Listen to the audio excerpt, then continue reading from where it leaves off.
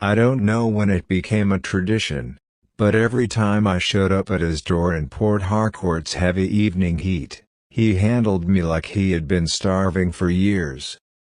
It always started the same way.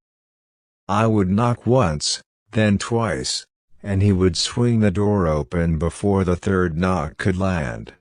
His eyes would devour me before his hands even touched me. That wild, greedy, unspoken hunger. "You're late," he'd growl, though I'd barely be a minute off. "I'm here, aren't I?" I'd say, smiling, pretending not to notice the way his body vibrated with impatience. And then, just like that, he'd grab me. Not soft, not careful. He'd pin my wrists together with one hand, spin me into the room, and kick the door shut behind us.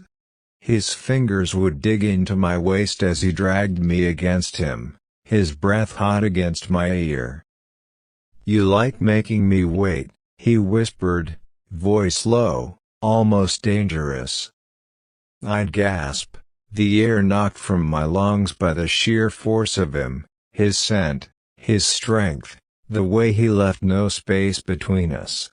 My heart would hammer wildly, my body already trembling, because I knew what was coming next. He'd lift me, just lift, like I weighed nothing, and slam me against the nearest wall, his mouth crashing down on mine with a desperation that stole every thought from my head. It wasn't just kissing, it was claiming. And every time, I'd nod, because somehow, it was always more than just the roughness. It was the way he held me so tightly like he was afraid I'd disappear. It was the way his hands, even when bruising, trembled with the tenderness he couldn't hide. In his apartment, under the heavy Port Harcourt rain beating against the windows, we wrote a language without words, of fingers gripping too tight, kisses bruising and tender, whispers that sounded like prayers. Rough hands. Soft heart.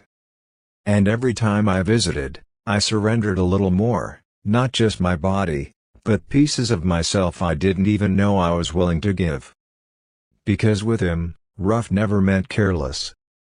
It meant I want you so much, I don't know how to be gentle. And somehow, that was the gentlest thing of all? Is this right, or am I kind of losing my mind or something? To be continued. Follow Author's Precious Books. Share